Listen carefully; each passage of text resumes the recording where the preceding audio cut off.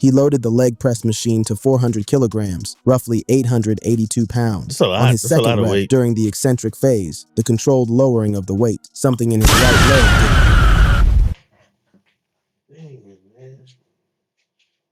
Hi everyone, welcome back to AK Reacts, and today I'm reacting to a video that is my kryptonite. It's bodybuilders who got paralyzed at the gym because they pushed it too damn hard. Yeah, I'm very terrified of these types of videos. I've seen videos of people breaking their arms, bones sticking out, and it does something to me that it just scares the hell out of me. I've never broken a bone in my life, never even had a surgery. So yeah, things like this just terrifies me because I don't want to be under the knife and I don't want to break any bones. So before we go and before I press play in this video, please like, share, subscribe, and let me know what you think in the comments. So without further ado, here we go. from a loaded barbell crushing into 55-year-old Ronald Montenegro's chest to a 400-kilogram leg press, snapping Ranieri Filio's knee. Whoa. To Ryan Crowley. And that is just the intro. That is just the intro. That is just the intro. How am I getting through this? Wow. Tearing his pectoral midlift.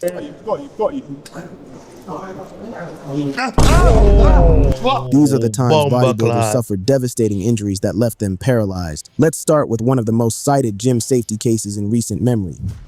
Kevin Ogar. January 12th, 2014, I severed my spine between T11 and T12. In January 2014 in San Diego, California, during the OC Throwdown, a packed CrossFit competition, Kevin Ogar stepped onto the floor. He wasn't just another competitor. He was a seasoned CrossFit athlete and coach, someone who had spent years building his strength and reputation. That day, he went for a snatch, one of the most explosive lifts in the sport. The bar has to move from the floor to overhead in one fast, precise motion. When it's done right, it looks effortless. When it's not, things can go very wrong. Ogar dropped the barbell. In that split second, the bar hit the platform and bounced and came back up directly into his lower back with devastating, bone-breaking force. Damn. The impact. He didn't even have like a heavy load like that, like you see a lot of guys doing more weights than that. He dropped the bar, he dropped it behind, and it just bounced and hit him in the back. Wow. I remember all that is metal, the straight metal hitting you in the back. Damn. Severed his spinal cord at the T10 to T11 level. The crowd around him had no idea at first what had just happened, but Ogar could not get up. He could not feel his legs. He could not move them at all. The injury was permanent. Kevin Ogar was paralyzed from the waist down. He lost all function below the mid-torso. A young man in peak physical condition, brought down in seconds by a single catastrophic bounce of a barbell. Not every life-changing injury happens under extreme competition conditions. Sometimes it happens during an ordinary workout, on a machine people assume is safe. Ronnie Coleman. If you want to understand what a career of truly extreme training does, he pushed himself so hard that more than what his body can take, to the point where he can't even walk anymore. Yeah, he can't even walk without help or using some kind of a walker. A human spine. Ronnie Coleman is your case study. You've also, since then, you've had a bunch of surgeries. And 13 so far. Coleman won the Mr. Olympia 8 consecutive times, a record he shares at the very top of the sport. This man looked like the Black Incredible Hulk. I mean, is there a Black Incredible Hulk? If there was, or if there is, that's it. That's him right there. During his career, he trained with loads that most powerlifters would consider extreme. He squatted 800 plus pounds. He deadlifted 800 plus pounds. He did this routinely for years as part of the most successful bodybuilding career in the history of the sport. The problem was that his body was accumulating damage the whole time. Multiple herniated discs developed over the years, the kind of injuries that would end most people's training permanently. What started that off? Well, I kind of hurt my back in high school when I was powerlifting, and then I hurt it again in college when I was playing football. Hurt my back and neck, and I did chiropractic for a long time. And then one day in the gym, I hurt it like in '96. I kind of herniated a disc, and I guess it just got worse over time. Coleman kept going. He competed through the pain. He trained through the pain. He won titles through the pain. After retirement, the accumulated damage reached a breaking point. Coleman has undergone more than 13 surgeries, spinal fusions, hip replacements, and more. There were periods where he could barely walk at all. A man who once carried 800 pounds on his back found himself needing help to get around. But is it also that you look at, like, you're a legitimate legend, and so do you look at it like, hey, this is the price that I paid to be a legend? I look at it like, hey, I'm still alive and I can still work out every day. I'm still normal, so I'm good. Wow. That's a great, healthy attitude, man. Yeah. You're obviously still huge. You're still very strong. He has said, famously and repeatedly, that he would do it all again. He does not present himself as a victim. Fucking guy. He would do it again. You wouldn't change nothing. That's a person who haven't learned shit. He chose this having path with trophies to both sit in eyes your mantle open, is and he worth more owns than your every body. consequence of it. Ronnie Coleman was not the only Olympia champion whose body paid a steep price for dominance. Dorian Yates. Dorian Yates won the Mr. Olympia 6 consecutive times, and almost every single one of those victories came with a torn muscle somewhere on his body. In 1994, in the lead up to that year's Olympia, Yates tore his tricep. Damn. And in 97, I had another injury, the tricep tendon tear that I had 3 weeks before the contest. I ain't gonna lie. Where is it? Let me see that. Let's see that and again. almost every single one of those victories came with a torn muscle somewhere on his body. In 1994, in the lead up to that year's Olympia, Yates tore. Yeah, that right there looks similar. Look to when Cody Rhodes had tore his pec. Yeah, the muscles on it. Yeah, his pectoral right off the bone. And you saw all that mark all the way down to his arm, and they still allowed him to wrestle like that. Yeah, that was crazy and scary all in one shot. And I don't even know why. I guess the money was more important. Or his tricep. And in 97, I had another injury, the tricep tendon tear that I had 3 weeks before the contest. Again, how do you compete? I'm going to be out of the torn? contest like 3 weeks after the contest. I was doing an exercise. What happened, it was giving me a lot of pain all year round.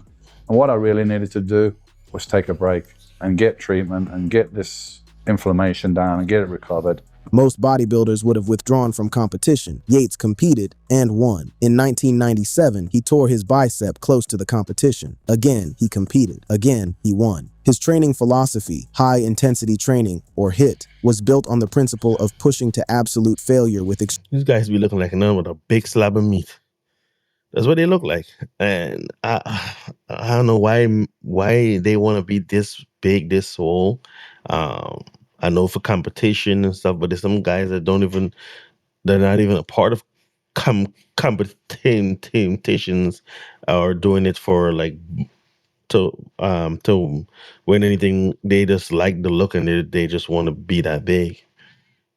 extremely heavy loads. It worked. And the women don't results like on it. stage were undeniable. 6 Olympia titles most is not women an don't like accident, that. but the physical cost of that philosophy accumulated rep by rep. For some athletes, injuries were not rare setbacks. They became part of the rhythm of training itself.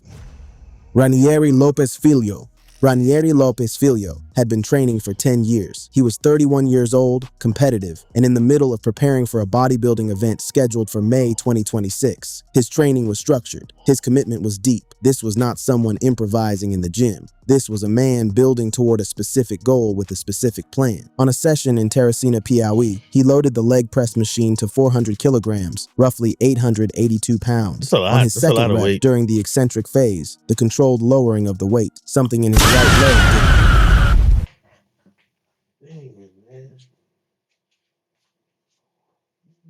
Ooh, what the hell? What the hell? Oh, fuck no. What the hell? Oh, man. They played it in the intro and I kind of looked down, but what the fuck, man? Oh, wow. I need my knees to go to work. I still have a 9 to 5 or more like a 7 to 3. And I'm 42, about to be 43 soon. And I'm already having knee issues, but to break my knee like wow. God damn. Wow, that's terrifying. gave way. His quadriceps tendon ruptured completely. The sound was audible. The pain why they was gotta keep immediate playing and it over and total. over He again? screamed. Oh, they're gonna play it again. They're gonna play it again. They're gonna play it again. I don't know how many times I can watch this.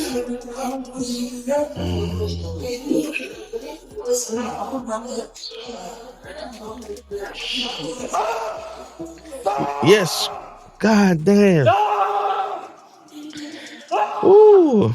This is exactly why I never let my friends peer pressure me into doing some heavy weights. They wanted to. They show me a girl that's like swollen and everything. I'm like, I don't give a damn.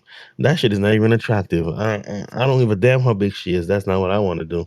That's not. I just wanted to lose weight. I know my fat ass needs to lose some weight, but I'm not doing all that. I don't want to be muscles. My friends is keep trying to my gym going friends, they want me to go and gain muscles, and like I don't care. I just want to trim down, lose a lot of this fat because I'm a fat piece of shit. I need to lose a lot of this weight, and that's all. I've lost weight before multiple times. Once without the gym, I've did it all at home. And no, the first time was at the gym, and the second time was a mixture of the gym and being and at home and dieting as well. um and right now I'm dieting and I'm not really working out as much as I would like to because I'm working and then I'm home with the kids. But yeah, I'm not pushing myself. I'm not letting anyone push me to be a big brolic ass man. I'm not trying to be. I'm just trying to lose weight and stay healthy.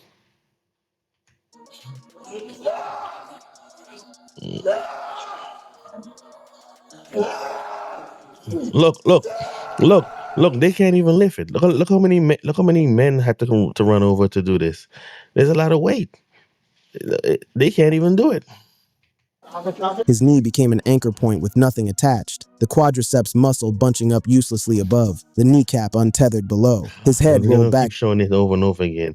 Now I've actually used a machine like this, and this machine has 4 plates. At least in the gym I went to, which was at the recreation center, it didn't have that much space to connect so many weights. I think the most I believe I pushed up with my legs was over 200. I wasn't going any more than that.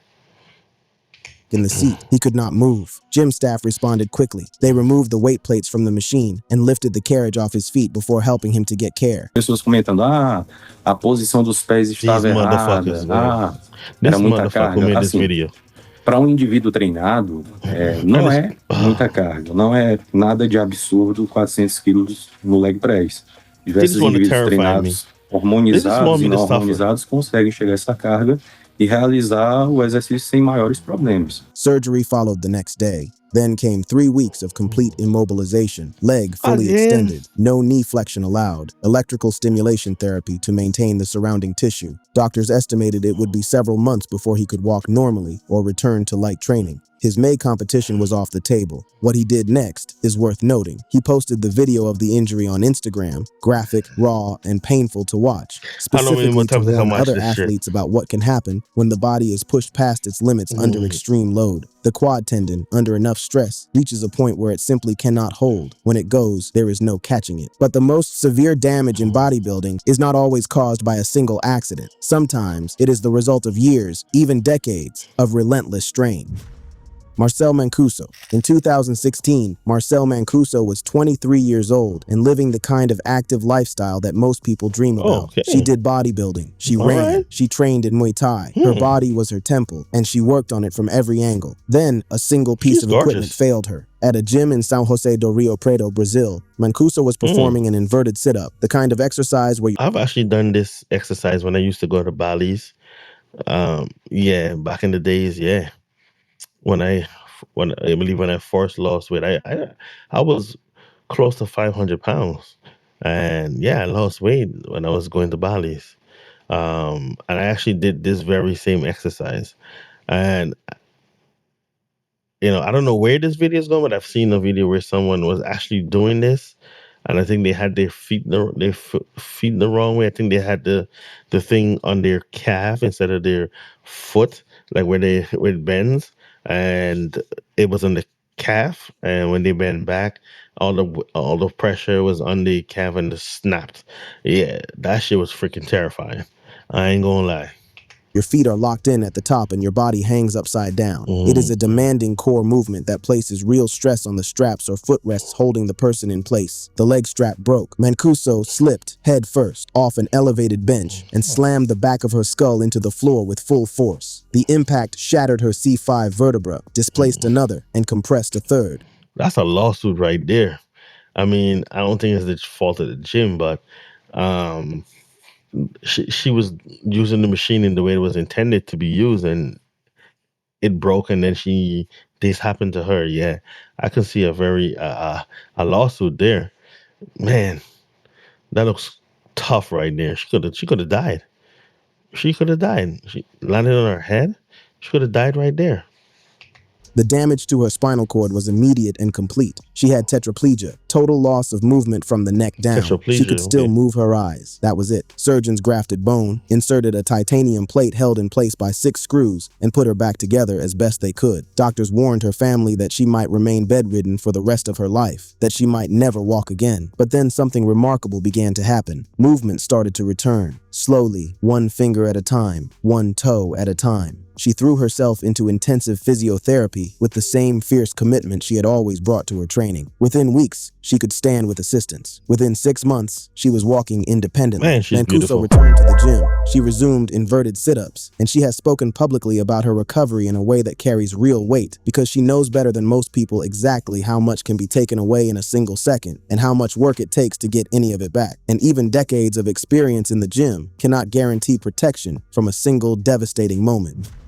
Charla Peterson. Charla Peterson had competed in 4 bodybuilding shows in 2022. At 51 years old, she was living proof that the sport does not belong only to the young. She was disciplined, experienced, and deeply committed to the craft of building her physique. She had recently been cleared to return to lower body training after recovering from a hernia repair. She was visiting her daughter in Provo, Utah, and stopped in at a local gym for what was supposed to be a straightforward workout. She set up on a Smith machine for squats. On her 4th set, with added weight, her L1 vertebra burst in half. Bone fragments drove directly into her spinal cord. Damn. The pain arrived instantaneously. She described it as a strange, warm sensation moving down her legs, like syrup, before the full reality of what had just happened registered. She screamed for help. Paramedics had her in emergency surgery within an hour, working to remove the bone fragment from her spinal canal. Peterson woke up with incomplete paraplegia from the waist down. Life in a wheelchair began. But here is the part of the story that matters just She didn't let that stop her.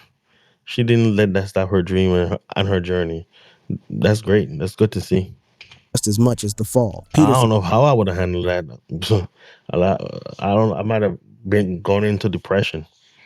Oh shit! Even fat. I like walking. And found the NPC's Women's Wheelchair Bodybuilding Division, the only IFBB-recognized amateur wheelchair division for women. She dove in completely. The extra logistical challenges of loading weights, moving around the gym, managing daily life from a wheelchair, none of it slowed her down for long. In 2024, she won first place in women's wheelchair at the Arnold Amateur. Then she won first at NPC Wheelchair Nationals, earning her IFBB Pro card. She guest posed at the Olympia. Charla Peterson went from a burst vertebra to an IFBB Pro card in roughly a year. She is now actively building the women's side of wheelchair bodybuilding, a division that barely existed before she arrived. Sometimes the lifter does absolutely nothing wrong. Sometimes the failure comes from the machine itself. Regilanio da Silva. How much weight that guy was Regilanio doing? da Silva was 42 years old, a regular gym member, app driver, and dedicated bodybuilder who trained at 220 Fit Gym in Juazeiro do Norte, in the northeastern Brazilian state of Ceará. He was not doing anything extreme when it happened. He was resting, between sets, sitting on a bench and recovering, the way every gym goer does dozens of times during a normal workout. A squat machine lever, loaded with roughly 150 kilograms, suddenly collapsed. It came straight down onto his neck and shoulders with no warning at all. There was no loss of flow, no excessive load. Oh wow! Damn, that could have killed him right there. Damn, I don't know why people sit on the machines when they're finished with their set. I usually don't sit in the machine. I usually get up and walk around. I don't sit in the machine. I never did. And if I do, let me say I never did. I have. Depends on the machine. If it's like the ones where you have to pull the bar down and go like this, I've actually sat there because I didn't like no one else was waiting for me, or not, I wasn't with anyone, so I just sat there and then but it wasn't going to fall or anything like that. That risk was not there. But something like this where the weight is on it and holding it up, yeah, that's kind of dangerous right there. And I think the arms one where when I do the curls, yeah, those I've actually sat on. But most of the time I don't even sit there. I get up and I walk away. I just I walk around for a second or two and then I come back for more than 2 seconds. But get what I'm saying? No mistake on his part. The equipment simply failed. The impact caused a And severe not a spinal cord lawsuit right injury there. at the thoracolumbar junction, a burst fracture affecting bone continuity. The result was immediate paralysis of his legs, Wow. though he retained some arm function. Neurosurgeons described it as one of the most neurologically devastating injuries a human being can survive. He had no motor function and no Man had to sensory wear a function diaper. below the injury site. In other cases, the danger returns to the barbell, where balance, timing, and hundreds of pounds must all align perfectly. Justin Vicky. You see that there's not like a lot of machines where it comes down, where all the weight is down, and then you lock it in. This one, the weight is up, and then it's up on the machine, and then you lock it in, and then you come back in, you lock, and you do the little squats or whatever the machine was, and yeah, that's kind of dangerous because the weight is the pressure is on that machine at all times. Justin Vicky was 33 years old. He was an Indonesian bodybuilder, a nutrition coach, and a fitness influencer with nearly 30,000 Instagram followers. A man who had built his entire life around helping people understand their bodies and get stronger. On July 15th, 2023, he was training at the Paradise Bali gym in Sanur. He was performing a squat press, a movement where the barbell sits on the shoulders as in a traditional squat, but the Yeah, I've done athlete this presses before. upward through a leg Not with that many extension style weights. movement. He had loaded the bar to 210 kilograms, roughly 462 pounds. As he drove up from the bottom of the movement, something went wrong. He lost his balance and began to fall backward. The spotter positioned behind him did not have the angle or the reaction time to intervene. The bar rolled forward as Vicky went back, and it landed on the back of his neck. The damage was catastrophic. His Ooh, god damn. Oh man, that's a lot of weight. I've seen that happen before, but not with that much weight. Yeah, you gotta fucking kill yourself, man. Damn. neck was broken. The compression of nerves critical to his heart and lungs meant that this was not just a spinal injury, it was a full systemic crisis. He was rushed to the hospital and taken directly into emergency surgery. Justin Vicky did not survive. He died shortly after arriving at the hospital. Not every tragedy in the gym involves professional athletes or viral videos. Sometimes it strikes ordinary members. Wow, he passed away. Wow, he passed away. Damn, damn, damn. In the middle of an everyday workout. Yeah, I'm ending this video right here. I shit. I'm stuttering to the max. Stuttering just went to the max. God damn, my man died while from a workout, from lifting. God damn, this shit is making me afraid of the gym. I'll do my at-home workouts like I did in the past, and I think I'm gonna keep it there. I think I'm gonna just do my at-home workout. I'm gonna start back and just doing it in the house. Yeah, man, shit. Maybe I should just stay fat. I won't have to worry with that. Well, I'll have to worry about other things, but goddamn. Yeah, you guys let me know what you think. Let me know what you think. Like, share, subscribe. I'll see you guys in the next one.